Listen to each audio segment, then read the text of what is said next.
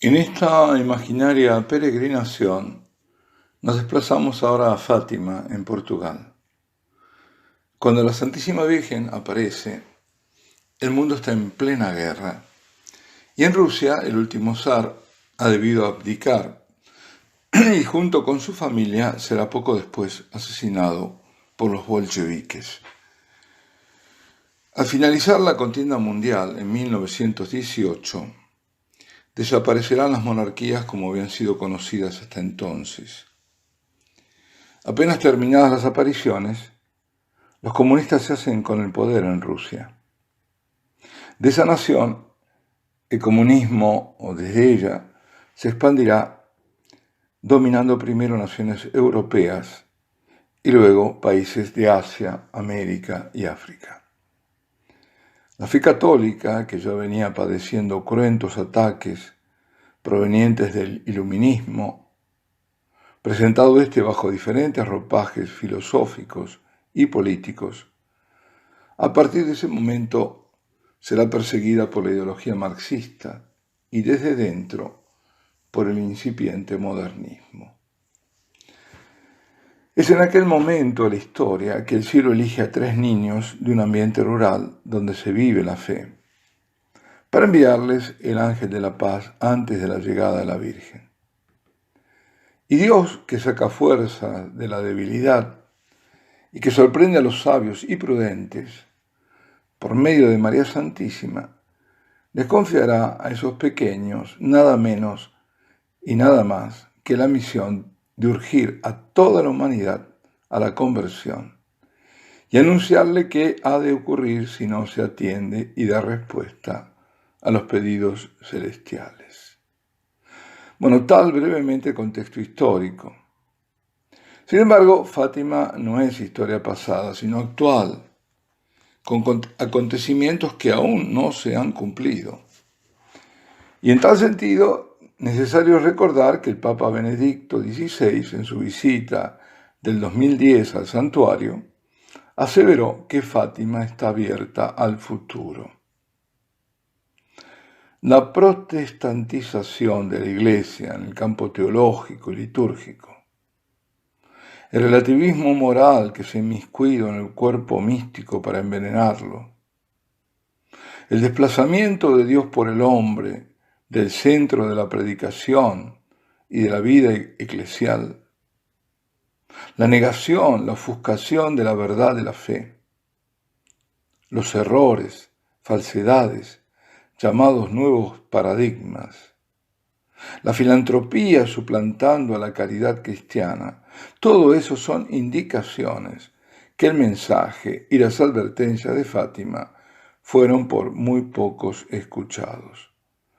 Por cierto, Fátima es actual, muy actual. Fátima, junto a Lourdes, es de los santuarios donde más peregrinos llegan todos los años. Saben que allí se apareció la Madre de Dios y que pidió se rezar el rosario todos los días. Incluso muchos son los que asocian la consagración al corazón inmaculado a Fátima. Muchos menos, en cambio, recuerdan que la Santísima Virgen pidió penitencias y sacrificios. Desde luego, es también característico de Fátima la mención a Rusia, el castigo anunciado si no había conversión, y los secretos, los 3 secretos. Desde el comienzo, el pedido de la Santísima Virgen a los niños Lucía, Jacinta y Francisco fue el de rezar el rosario todos los días, para que la guerra finalice, y también les pedía que ofrecieran sacrificios para reparar las graves ofensas cometidas contra Dios y para que los pecadores se conviertan a Dios y sus almas no vayan a ese lugar terrible que les había mostrado, el infierno. Todo aquel que evoque Fátima seguramente recibirá también el eco de aquellas palabras de la Madre de Dios: dejad de ofender a Dios, no lo ofendáis más porque Él está ya muy ofendido. Cuando comparamos el grado de ofensa de aquellos momentos con cuánto se le ofende a Dios hoy, a la Santísima Virgen, a los santos y a todo lo que es sagrado por todos los medios. Y en tantos lugares no podemos menos que preocuparnos, porque ya más que actualidad del mensaje, hay que hablar de la extrema urgencia del llamado de Fátima. Y como el mensaje de Fátima no fue dado solo para la circunstancia histórica de aquel momento ni para un país, Portugal, sino que el llamado de la Madre de Dios ha sido y es universal y actual, por tanto, es necesario rezar diariamente el rosario, ofrecer sacrificios para nuestra conversión y la del mundo. Responder al llamado de Fátima es responder al llamado de la salvación de las almas, de la condenación eterna, por medio de la intercesión y de la reparación por quienes ofenden gravemente a Dios, no se arrepienten ni reparan. Responder es también desagraviar y reparar al Inmaculado Corazón de la Santísima Virgen, con los primeros 5 sábados de cada mes, por todas las blasfemias e ingratitudes a ella dirigidas. El pecado debe ser reconocido y también reparado. Por eso en Fátima se nos presenta, además de la necesidad de conversión y de intercesión, la otra dimensión, la de reparación. En ese contexto surgen los mensajes de reparación a la justicia divina y el posterior pedido de los 5 sábados de reparación al Inmaculado Corazón de María.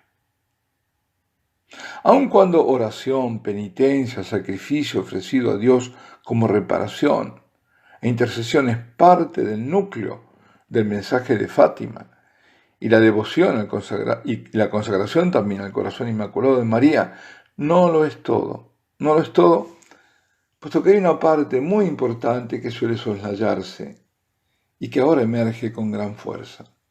Y es lo que podríamos, yo creo que con propiedad llamarlo, el mensaje eucarístico de Fátima. En la totalidad de las apariciones de Fátima tenemos distintos momentos y tales momentos hacen a los distintos mensajes. Así, las primeras apariciones son las del ángel de Portugal, que ocurren aproximadamente un año antes que las de la Santísima Virgen.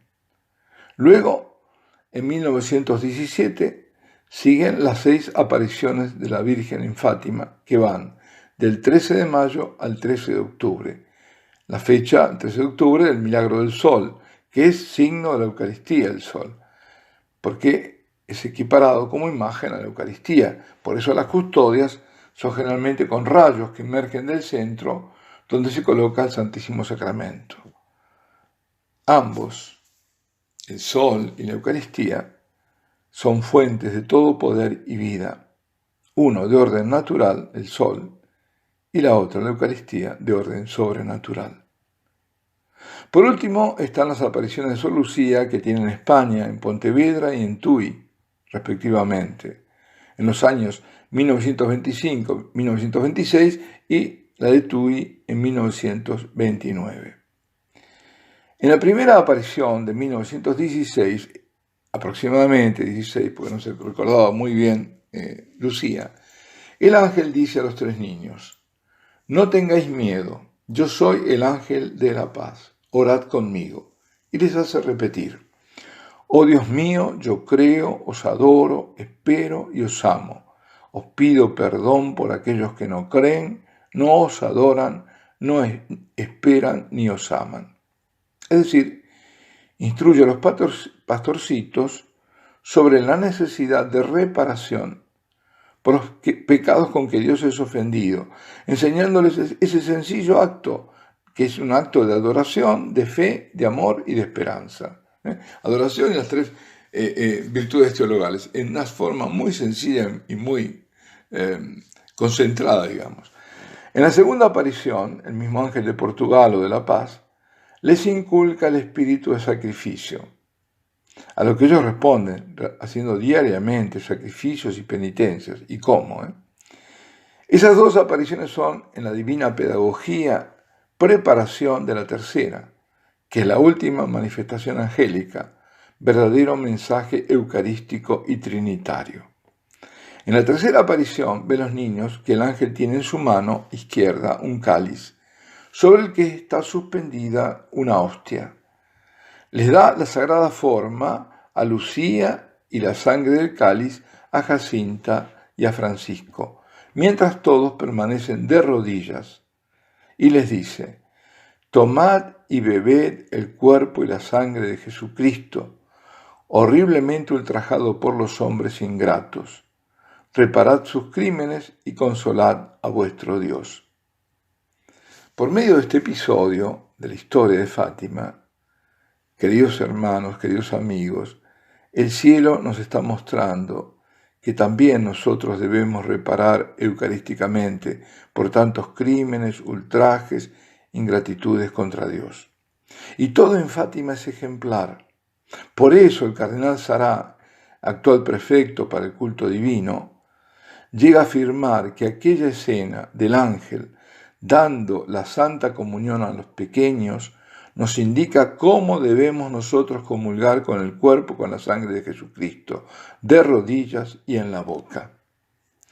La oración que les enseña el ángel es más actual que nunca. Es: Santísima Trinidad, Padre, Hijo y Espíritu Santo, os adoro profundamente y os ofrezco el preciosísimo cuerpo, sangre, alma y divinidad de Jesucristo, presente en todos los sagrarios de la tierra, en reparación por los ultrajes, sacrilegios e indiferencias con que él mismo es ofendido, y por medio de los infinitos méritos de su sacratísimo corazón y del Inmaculado Corazón de María, os ruego la conversión de los pobres pecadores.